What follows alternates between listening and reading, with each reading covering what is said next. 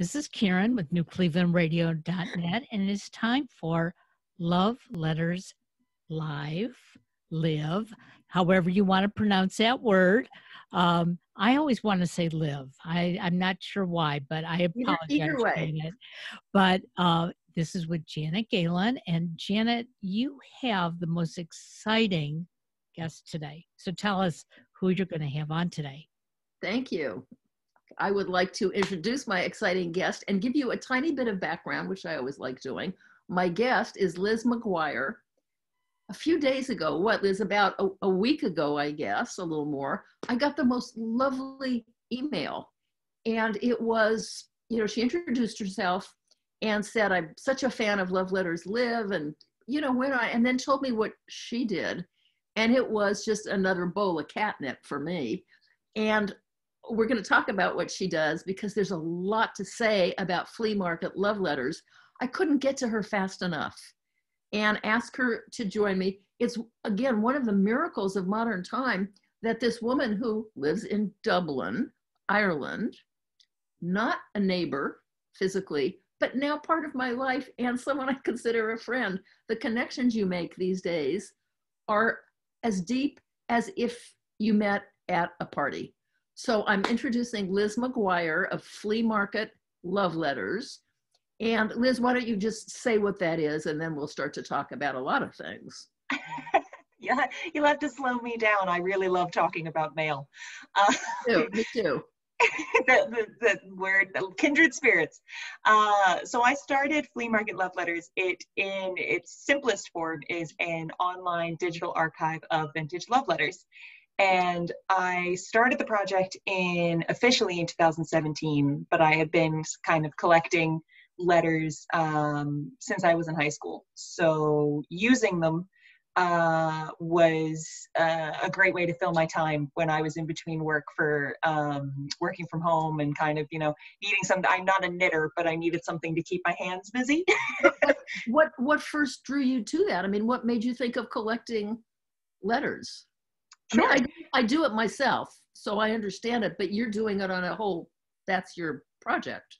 Well, so, and she always gets a name drop in the beginning when I tell this story. I was in high school and my mom gave me $20 at a flea market. And I grew up going to flea markets. And so this was not unusual. And she said, here's 20 bucks, kind of leave me alone. So I went off and I did my thing. And then I came back to her after I bought, I think 2 or 3 tchotchkes or something. And I came back and I was like, Mom, can I have more money? She was like, I just gave you 20 bucks. What do you need more money for? And I said, well, this guy has a box on his table. And so I dragged her over with me, and it was a shoebox basically. And it had a bunch of letters in it. And it said letters, I think it was $5 or $10. And I had nothing left. So my mom saw it as an opportunity. My kid likes to read. She's going to be home for the whole summer. $5, this will keep her busy for a few weeks. Great. So she gave over the cash. I came home. I had the box on my lap the whole way home. I was kind of opening them up, and they ended up being letters from the 1920s. So that was the first collection. What were you looking for? What were you hoping to find? That was the first collection of letters. So I had never really thought about collecting letters or even photographs. Everything before we came from, my family would have my mom collects a lot of jewelry. My dad collects a lot of books, and I would have collected, a little bit of both because that was how I was growing up. Open-minded to whatever it brought once you got them. Oh, certainly. Yeah. And I carted them around, and I tried to get people to be interested in them. And the turns out that high schoolers aren't very interested in your binder full of vintage letters. So I loved them, but I never really had anything to do with them. Did you ever have, I haven't, confession, no sense of history really. Okay. And yes, none. I must say all my growing up, I easily saw history as yesterday's news. Okay. Now, of course, I am fascinated with it because people are writing more compelling history. Okay. And I just read what was Splendid in the Vial about Churchill. I don't know if you've read that. And I've heard of it, but yeah. Oh, well, you should read it, both of you. because, and it was difficult to read because it was so detailed. I haven't heard from this author in a while. And I think, well, the last 10 years, he's just shut himself up in libraries. But as I'm reading it, I'm realizing that he's reading letters that people wrote. He's reading letters that everyone in the Churchill family wrote. And as far as accurate history, letters is it. No, And I would have to agree. yes, and I'm just wondering, you know, if you have any plans with this to offer them as to anybody who might be writing a book on any particular subject. Are they mostly to do with love, or do you find a theme in the ones you have? So I chose the name Flea Market Love Letters because the first series that I shared in 2017 was a series of love letters. It was between a young woman in England and basically her GI fiance from the States. And this isn't that first collection that I bought. This was bought years later, nearly 10 years later even. But that was a love letters series. So when I was sitting and I was thinking, you know, I have all these letters, what do I want to do with them? That's where Flea Market Love Letters came from. So some of the letters I've shared are, you know, partners, their husbands and wives, or boyfriends to girlfriends, and others are, you know, sons to mothers and fathers. And the series that I'm talking about currently on the site and on the account is a World War I collection. That's two brothers writing to their family. So Okay, it's all love. It's just different kinds of love. Oh, yeah. And by the way, let us say that about love letters, that in my experience in the 12, 13, 14, that I've been doing this, about 10% are romantic. Mm-hmm. And the others are definitely love letters. That is to say, letters that focus on somebody else's good qualities, not just the Christmas blast about what your family did this year. I mean, those are fine to send them, but they're, you know, I don't think those are love letters. But you're sitting on a pot of gold historically. You just said World War II. Okay, I know that you'll figure out what to do with these. I mean, maybe you'll come out with your own book of a collection. I would love to do something. Pardon? I would love to do something like that. I've got an idea. We can talk later. Okay. So has it ever occurred to you, I don't even know if it's possible, to try to send any of these letters to the descendants of, I mean, that might be difficult unless you have some real identifying marks. Sure. So one of the great things about letter collecting is that you have a first and last name and an address. The envelope? Yes. So oftentimes genealogists, when I started posting about this, I was interested in genealogy, but I don't consider myself a genealogist because genealogists are modern day detectives, and I can't hold a flame to that. But when I first started posting, that was one of the things. So I haven't actively sought out the families that I found the letters for. And my attitude on this changes pretty often. In the beginning, it was because I didn't understand genealogy. Then it came from a place where you never know how the letters got in. You know how they got into your possession, but you don't know how they were, you know, how they left another person's possession. And I talk often about, you know, just making sure that everything I do is handled with the utmost respect. So I'm surprised I haven't said it yet, but I don't make any money off of the project. Actually, I probably spend more than... Same with Love Letters Live. I understand that. Yes. So, but it's very important to me that that's transparent because these are other people's words and other people's stories. Okay. Well, then I have another question though. Yeah. You got these things at a flea market and you're saying Yep. You don't know how they left the people who owned them. I'm guessing that they fell into the hands of a grandchild to whom these letters for some reason didn't mean too much. Maybe there was no one else to pass them down to in the family. I don't know. But they weren't going to burn them. They weren't going to throw them away. Somehow they felt that they should keep going. That's what I think. Yeah, so I think that's a beautiful way. Yes, like putting, you know, Moses in the basket and putting these letters off somewhere where they will end up in someone's hands and having faith. You know, I have some of these letters that I got, and I got them at a bookstore.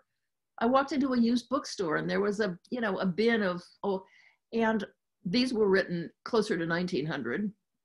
And I was stunned by the fact that they were as easily readable. And I see that behind you, you have those easily readable as the day they were written, which brings up a point that I want to make all the time. We think that we can spill our heart out into whatever platform or whatever we have on the computer. And it used to be, we put our whole heart on those little square floppy disks. Do you remember those, or you're just too young to remember those? I remember those. I remember those. Put them all on the floppy disk. Well, floppy disk, flush them. You can't access what's on there anymore. Same with VCRs. And the best storage system for what is in your heart is a letter. It is. Always accessible if you use good paper and good ink. So yes. So this changing technology, this skirts that whole issue. Yeah, I think that's a beautiful way to put it. I have been getting a lot of messages recently. You know, the project gets picked up every couple months and people get very interested in it, and doing this 3 years. So it's, you know, I love when I get a new reader messages and they're like, when I looked at your page, I called my mom and I said, do you have Nana's letters? And she said, what do you want those for? And I asked her to mail them to me, because especially now with quarantine and with lockdowns all over the world, there are people who, you know, they have not unlimited, but they have time on their hands, and archiving and curating a project like this is very time consuming. I was a lot of people are. Yeah, I was the beneficiary of exactly what you're saying. I got a call from a woman I was friends with. We were college roommates our first year, so this was 1960, and we've stayed very close. She's heaven. Mona, I love her. And she writes to me after this pandemic started. You know, she's home and she's got time and she's cleaning out closets, and wanted to know if I was still in touch with Joanne, our third roommate. Well, I had lost touch with Joanne, a girl I loved. We were good friends. I was a bridesmaid at her. I mean, but then we lost touch with her moving, and 50 years, no contact. She said, are you still in touch with Joanne? And I said, I haven't been. She said, well, I found a whole bunch of letters that she wrote to me and I want to give them back to her. I said, I'll find her. I spent 3 days. The CIA could learn from me. I spent 3 days and I found her. I don't even know how. I found some little tiny image and I knew it was her. 50 years later, she's still gorgeous. And anyway, we got in touch. She got her letters. Mona sent me the letters I wrote to her. And it was the point of found letters. It's always a portal to something stunning. Absolutely. Stunning. You know, friendships recap. My favorite, and then I'm going to ask you your favorite, is a woman who found a letter. Just the short version is, and she wanted to do a Love Letters Live with Me. She tells me this story. She found a letter that was stuck somewhere in the back of a drawer. Okay. And never knew about it. Opens the letter, and it's a letter from her father's sweetheart to him. You know, while he was married to someone else, they had a baby. And this letter had a picture of the birth announcement. The woman was now married to somebody else. Long story, interesting. And this woman finds this letter and says, my God, I've got a sister. Contacts the mother of this baby. They're all adults now. Contacts the mother of this baby. And the mother says, I've been waiting for your call all these years. This is a novel, Janet. I know. Anyway, she tells me the story. She figures a way to meet. She signs herself up. I'm not going to tell to her. And then she wants to do this with me. And I called her later that day. I said, you can't do this. I can't let you tell this story in all the detail because it's secret. This girl still doesn't know she's the biological. So we dropped it. But meanwhile, my friend has a wonderful relationship with the mother and newly found sister. Oh, isn't that beautiful? I mean, it gets even weirder and more beautiful, but what's your favorite? If you have one, or what's one that was The most powerful letter I would say that I found is often you don't have photographs that come with these letters because they are upwards of 70 years old. They've been, they've been passed around. And about a year and a half ago, I was gifted a collection of letters, and I was gifted, I think it was 8 or 10. And the seller had kind of, they'd had them out on a table. They'd been purchased for me as a gift. And I was told, if you like them, we can get the rest of them, kind of, read them and see. And I am very much I'm not a hoarder, but when it comes to letters, if I know they have strays, I need the strays because I need it all to stay together. So I was reading this collection, and the seller had hinted that the gentleman who had written it was a love triangle, basically, and it was World War II, and one of the gentlemen had died. And so I was reading these letters and knowing, it was the first time where I knew kind of the fate about one of the writers, and it was one of the biggest times that I came up against, is what I'm doing ethical? Where does the line come? These are other people's personal stories. What do you include? What do you not include? Stuff like that. And so I went to my dad, who had got me the letters, and I said, I need the rest of them. I was like, I'm not going to enjoy it because it was emotional. There was more baggage than I'd had before. And I was just like, I need the rest of them. So we got the rest of them. Flash forward, I'm back in Ireland. I have them with me and I'm going through them. And the last letter that I have from the gentleman who dies actually has his photo in it. And I didn't know that until I was kind of going through the process. So my process is I take them out, I photograph them, I type them as I go, and then I share them to the site and to the Instagram. And as I was going along this, I sort of open up this letter, and then sliced into the onion paper is just this little itty bitty soldier's picture. And it's the last letter I have from him. I don't suspect it's the last he wrote, because I had a reader actually who looked him up, and she says that if she's found him, he would have passed away in 1943, and this letter was from 1942. But the universe of it being the only photo I had, the last letter, what I knew happened, that's probably my most treasured, if I could treasure one. It's hard to pick a most treasured or most favorite. I want to talk to you about handwriting. Of course. Because, handwriting is king. Everybody with a word processor has Lucida, Bright, and Helvetica. By the way, I just read from some designer, there was an article that, if you use Helvetica now, you've just got like the worst taste in the world. Right, nobody uses it. Well, I love it. But anyway, so handwriting, nobody has your handwriting. True. Nobody. And I don't know if you and Karen get letters once in a while from a friend, and the minute you look at the envelope, who that's from. Yeah. Right? You know who wrote that letter. So I see they're very clearly written behind you. Are they all in English, the ones you have?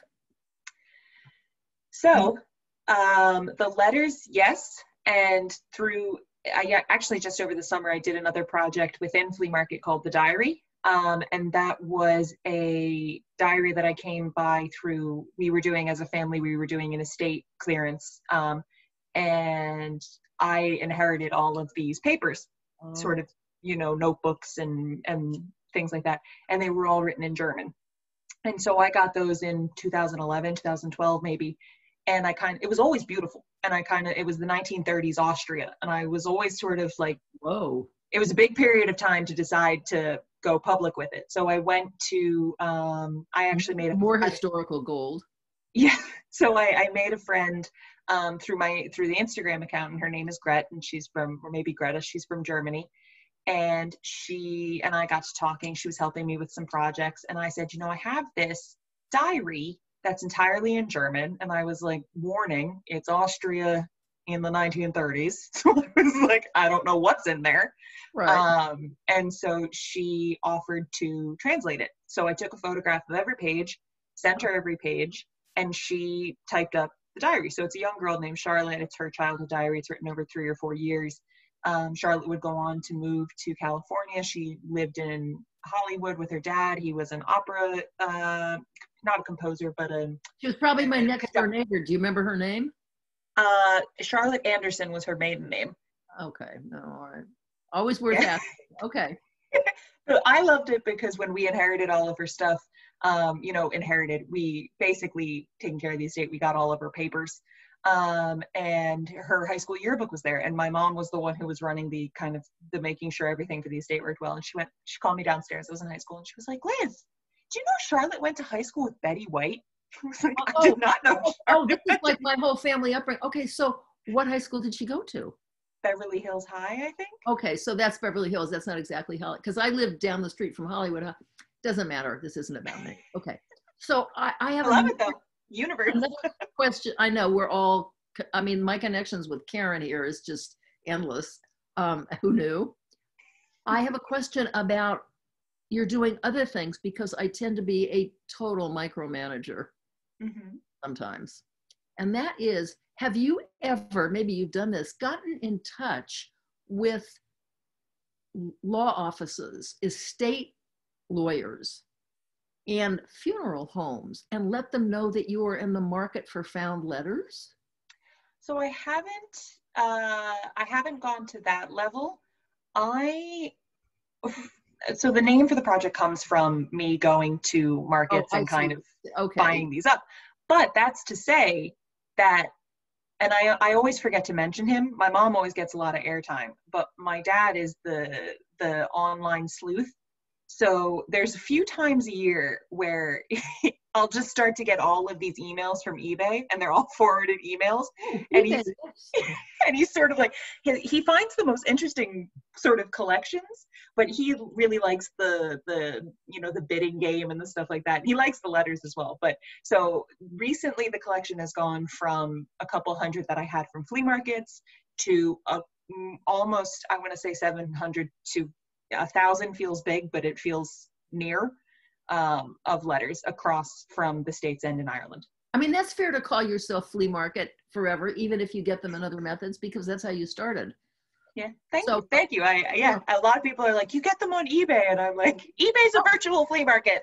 By the way, yeah, that's right. I didn't even think of that, but yes, so many ways. Okay, I know you'll do a lot about handwriting. Okay. Just share a little story.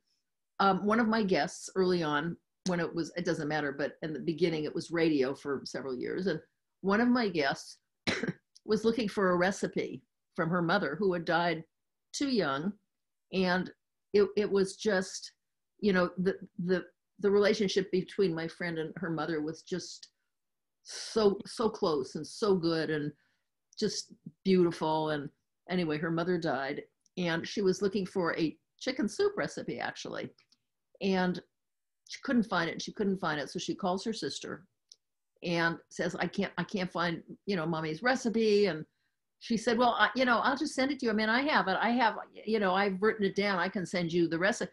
She said, no, I need the index card. I need her handwriting. It has to be in her handwriting. And that handwriting brings people right in front of you again. It does. It just I find, yes. So when people get a copy of a found letter, I mean, the kind of gift that is. And about photographs, have you noticed, I mean, I've noticed this, when you give an old photograph to someone to look at, anything that happens there that you've noticed that the person does with that photograph? Well, the example I'll use is when it's my mom, she always tells me what she's wearing. Oh, okay. But, an old photograph, like let's say of your grandparents' generation, or some photograph of your grandparents at the beach I'll tell you what I see. Give somebody an old photograph, and the first thing they do is turn it over. Oh, fair enough. This makes me think, where are they? You asked me to have some prezzies ready for you. I got some ready for you. This is how organized I am. I got them all in one. I think what people are looking for when they turn it over is something in handwriting. They're looking for a note about that event. They're looking for the heartbeat. Go ahead. I'm just saying, as you're saying that, I'm listening, but I'm just saying, I'm flipping these over and I'm wondering, do we have an example? Got one here. I don't know, the background makes it hard. Yeah, the background's ruling it out. You can describe. It is a photograph of a woman standing in front of one of the old style TP motels. She's standing in the doorway of it, and it says Wigwam Motel, Sanborn, Calif, June 1953. There's something about finding the handwriting. Okay. It tells so much. I would totally agree. I hadn't even thought about that, about photographs. And that's the thing, as I collect photographs as well, it should have come right to the top. Do you have an Instagram account? Is that worldwide? We do. So it's me. The project is just at Flea Market Love Letters, all one word. But are you posting the love letters themselves? Yes. So okay, I'll look at that. Please do. Yeah. Right now we're doing the, I have them here beside me. I didn't realize the background would be as distracting as it is. But I have, right now I'm doing the World War I series, and it's very fitting, I think, because they are, we're post-Armistice Day at this point, and we're kind of in the period between 1918 and 1919 where they, the brothers are talking about going back to their family home in New Mexico. And they are talking about a little thing called quarantine and the Spanish flu. Oh, okay. So there you go, looping around. Yeah. Looping around. And the letters that people write today, you know, I did want to mention this because the letters that people write today are going to be this history in a relatively short time. Yeah. And as valuable. And I just want to say, and I'm sure you realize this, but to anybody listening, it is so important to use good paper and indelible ink. And I talk about this in my workshops. And yet when I wrote a letter to my niece, it got wet. It got wet because it was raining and the post, you know, and everything got washed off. I mean, the address was barely visible. The inside was just, and I did this on not good paper and not indelible ink. And she said, Aunt Janet, can you just write me that letter again? I could only read part of it, but I need to know. No, I couldn't write it again because I don't know what I said. Yeah. Which to another point, we live in an era of miracles. Take photographs of the letters that you send. Yes. Okay. Oh, I want to thank you for doing this with me today. Oh, it's been such a treat. This is so fun. Yes, this is so fun. And if there's any way we can kind of hook up and, you know, spread the word about what you do more, let's just be in touch. Let's do. Yeah, I actually, before I hopped on here, I took a little video about kind of setting up to talk to you guys today. So that's up on the Instagram at the moment. And when our chat goes up, I'll share it. I have an email newsletter that you can sign up for on the Flea Market website. And that's just www.fleamarketloveletters.com. It's a handy little pop-up that comes up, and it's just once a month we send out a letter. All things letter collecting. I do a little bit of the collector's corner at the bottom with different articles about letters from the internet. I share blog posts, I share letters we're writing, and I share opportunities like Love Letters Live. Thank you. And you're going to do a book someday about some kind of a history book? I would love to. So the first project that I've done, yes. The first project that I've actually done ends tomorrow. 2 weeks ago, I launched a fundraiser for veterans. So we are currently fundraising for an organization called Hope for the Warriors. So we designed mugs and sweatshirts that said, write more letters. My partner's a graphic designer, so he did a little logo for me. Right. And we made up some sweatshirts. So we've made about $200 through the sale of those, and through a Facebook fundraiser, we're close to 1,500. Is this a 501c? I mean, is this something where people make donations and it's stacked? Yes, yes. Okay, so send me a link on this and then we can talk more, but let's just be in touch forever and see what we can do together in life. Yeah, let's write letters, Janet. Let's write letters. Karen, you want to write some letters? Karen actually did a wonderful letter to her mother several years after her mother had passed away. Oh. I want to tell you, writing letters to the deceased is a whole other joy, but that's not what we're talking about today. Yeah. But yes. I wish we could talk forever. This has been such a treat. Thank you so much. We'll do it more. We can't do FaceTime, can we, if you're in Ireland and I'm in California? Well, we can if I give you some time to do your crossword in the morning. We can do a FaceTime in the morning. Oh, can we?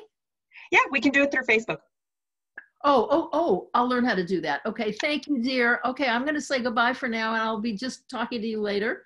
Oh, I can't wait. I do have your address. So, Karen, I'll get yours, and believe me, There will be letters in the post. For me too. Yes, Yes, Karen and I have sent each other things in the post. Yes, it's wonderful. Okay, this is so because fun. All right, ladies. something like that shows up on your otherwise rather dismal mail pile these days. It's like getting a bag of diamonds. All right, darling. Goodbye. Talk to you later. Goodbye, ladies. Thank you. Thank you.